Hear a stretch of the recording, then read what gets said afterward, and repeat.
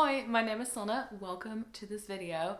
Not to be dramatic or anything, but the title of this video is My Lost Reading Years. If you've been following me on the internet at all, you will know that I keep track of everything I read. I meticulously keep track of everything on GoodReads.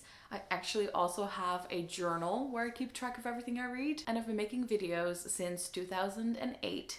When I was, 19. I was in my first year of university, was totally involved with the internet. But every so often I'd be thinking back to what came before that, and I just can't remember what I used to read. I did a bit of research for this and even called my mom. I remember so many of the books I read when I was a kid.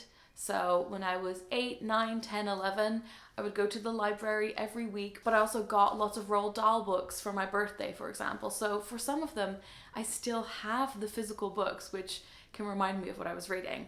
But there seems to be this blank space in my memory between the age of maybe 12 and 18 where I just don't know what I was reading. And it was bugging me, so I wanted to make this video and try and explore it a bit more. I always remember being a voracious reader. Went to the library every week, would get out a ton of books. Sometimes I think that when I was 8 or 9, I don't even know if I was really reading because I was just going through the pages so quickly. I don't even know what stuck with me. I've said this before, but I read maybe like the third and the second Harry Potter book randomly, barely remember anything. My only two memories is that there were spiders and that I remember thinking, what the hell is a Ravenclaw? This is what happens when you don't start with the first book in the series. But even though I say I was a massive reader, I feel like I should have more of a memory of what I was reading after primary school, basically all of secondary school. One of the things I did is I went to my local library in my small town in the Netherlands last time I was there, and I went to see if they could give me the history of my borrowing. I went in and asked because I used to be a member there, and they said unfortunately after a couple of years I think they destroyed the data or they can't give it to anyone anymore, so that was out the window. I walked around, looked at the shelves and sort of tried to see if there was anything I recognized, because what I do remember is that I went from the kids books to the teen books quite early, and I never quite made it to the adult section of the library while I was living in the Netherlands, except for when I had to read books for my English class, because we got given this massive list of books that we were allowed to read, and I remember sort of going through there. Oh my gosh, I do remember something now. I've remembered one extra book, I'm adding it to the list, and this is what I've been trying to do. So I went back through my memories. I tried to think of all the holidays that went on. So I went on holidays to mostly Italy and England with my parents and my siblings when I was a teenager. One of my memories from those holidays is that I downloaded like 20 episodes of Mugglecast, which was a Harry Potter podcast at the time. I put it on my MP3 player. This is what we did before smartphones. I remember at that time I was really into Lord of the Rings. I went to like midnight releases for the Lord of the Rings films, and I keep trying to imagine myself in those spots and just thinking like, what was I reading? What was in my hands? One thing that's making it a bit tricky is that I had the same bedroom from probably age 11 or 12 until I can't remember how old I was, 23 when I moved to London. So I can't really relate any specific bookish memories to being in a room or my room looking a certain way, because it just basically looked the same the whole way through. I also tried to think about where would I have gotten the recommendations for these books. And this is part of the problem. The only place I would have been able to get it would have been just at the library, going through the shelves, or at a bookshop. And I think probably at those ages, books are a little bit more expensive in the Netherlands because of the set book price. I probably wouldn't have bought any books myself, except for I remember one cheap secondhand bookshop that I might have gone to when I was like 17, 18. Because the moment I started getting recommendations was when I was on YouTube, and that's the time that I started using GoodReads. Although I only properly started using GoodReads in 2011. So throughout writing the points for this video, I managed to think of a couple of books. So I'm gonna chat you through those, and I'm really curious if, depending on what age you are, if you have the same thing where you just have periods of time where you don't remember what you used to read, or if they're like a couple of books that you vividly can remember reading. First up, I read a lot of horror. Just as gruesome as you can imagine. And that was in the kids section, although I think at one of my libraries, like the kids and the teen section was like a bit more mixed. So R.L. Stine had this series, but it was part of a series with other authors as well. They were really small, the books were about this big, they had a blue spine, and they were all these thrillers called like The Babysitter, The Babysitter 2, I remember that too. And there was this series called, I don't know, like Murder Class, or Class of Death, which was about a cursed theme park, or it was like on cursed ground where something horrible happened and they build a theme park and there's a curse on it and people die in horrific ways. I read a lot of that, and I remember going to like the flea markets every year for King's Day with my friend. People would be selling them all the time for like 20 cents. So I had like a full rack of those, like this many probably. And I remember the exact spot in the library where those were as well. I probably read all of them. Then there are all the usual suspects. I must have reread some Roald Dahl. All the series that I always talk about that I discovered probably when I was a little bit younger, so 10, 11, 12, but that I must have reread or read new books as they came out. Artemis Fowl, Darren Shan. I remember being on holiday in England, being in a bookshop, and it being the first time that I ever saw a YA section or a teen section. I think I bought the whole Darren Shan series, and I still have those books. Like, it's the whole series collected in 4 books. Alex Rider, Gary Paulson's Hatchet. If you watched my recent video, that was all about growing up reading translated fiction and not realizing that it was translated. Those are some of the books that I mentioned. And then there's a Dutch book that I realized Pushkin Press is actually releasing as an English translation, so I'll definitely be talking about that. And it's called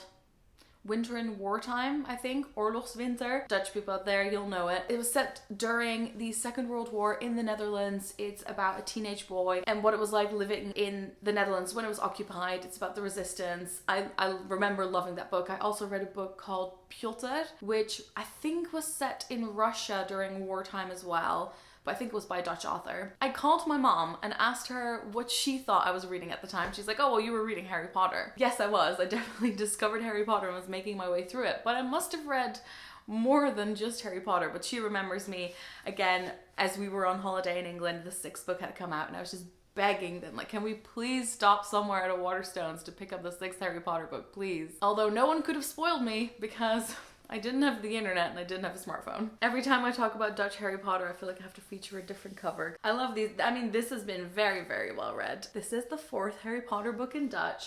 I actually read Harry Potter 1 through 4 to my middle brother. Then there was a book series that in my head I read that when I was older, but I think I must have read them when I was a teenager, and that's the Aragon series. I definitely got those from the library because I checked when the film came out, and the film came out when I was about 17, and I remember being appalled by the film, so I had definitely already read the books at that point. So just piecing it together bit by bit. Another memory I had is that for Dutch class we had to read certain like historical books, certain literary books, but then we had like a double hour, it's called like a block hour, 2 hours of Dutch class, and during one of the hours they would bring out the library cart and we could do an hour of reading. I remember the cart was filled with lots of stuff that I had already read.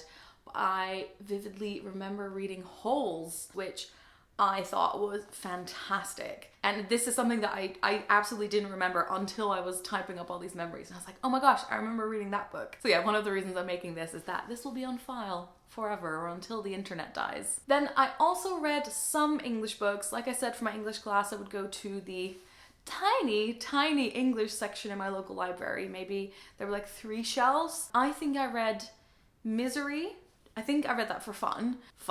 I also read Lord of the Flies for class and just barely managed to get through that, I think, because at that point my English wasn't super good yet. I also remember struggling through Wuthering Heights, which is actually now my all-time favorite book, although it is still not that easy to read. But I had a very specific copy, and I remember being on a plane to Greece, going there with my friends when I was 18, and I had that book with me. And then finally, the conclusion that my mom and I got to together on the phone is that I think I just spent a lot of time rereading my favorites. I must have read other books as well, and I am going to go back to the library and dig through the books again and see if I can remember some more. But I do think I absolutely have a habit of like re-experiencing my favorite things, like going back to my favorite places, rereading my favorite books, rewatching my favorite films. Like my favorite films I've seen like 30 times. I still have all of them here. I never owned many of these. I think a lot of these I read from the library, and I actually bought them before I moved to London.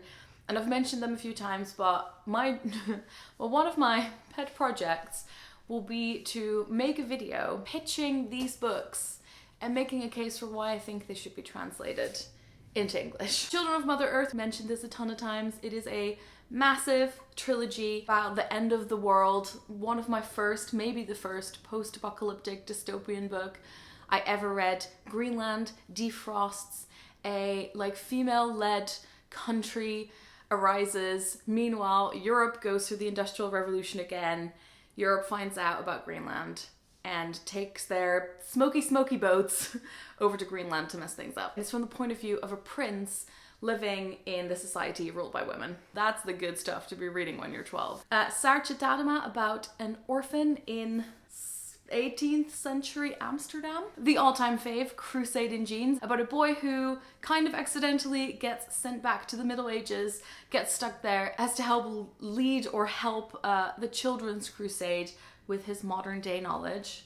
I mean, this cover is not great, but oh, I love that book. Koning van Katoren, this is a book I really want to reread, which is kind of a fairy tale setting about a boy who has to do all these tasks to become the next ruler of Katoren. Geef me de ruimte, aka Give Me Space, also by Thea Beckman, about a Belgian girl who doesn't want to marry the local boy that her father wants her to marry, steals a horse, goes off to France where there is a war happening, falls in love with a traveling musician, travels through Europe, is involved in like royal plots and war and mystery and the plague, and I never know if these are the books that shaped my taste or if that was already my interest and I just happened to find these. I mean, they're so popular in the Netherlands, so obviously it's a lot of people share this. To this day, when I find books like this, I'm like, this is my stuff. And then finally, Hasse Simonsdochter, about another girl in, is it the Middle Ages? Who knows? I think in the Netherlands as well. Where again, she's forced to marry this older guy with 5 kids. She's like, no thanks. Runs away, falls in love with an injured soldier, and again goes on this like mad adventure. I'll promise I'll make a video gushing about these one day. But yeah, I think I basically came to the answer that I was probably most of the time rereading my favorites when I was a teenager. I would actually love to reread these again, but I think it wasn't until I got in touch with more of like the book community, and for example, I studied abroad in the US and had access to an all English library there, that I was able to broaden my horizons, obviously studying English lit as well and reading all the classics. So I think that's when I started reading a bit differently from basically what was available in my local library before. I absolutely love documenting stuff and I wanted to make this video as part of it, but like I said before, I would love to hear your stories. Thank you so much for watching. I've been doing daily videos for the last 2 weeks, so if you want to check some of those out, if you might have missed them, I'll put some of those in the description. And if you'd like to see any other bookish discussion videos, just leave a topic in the comments below. Doei!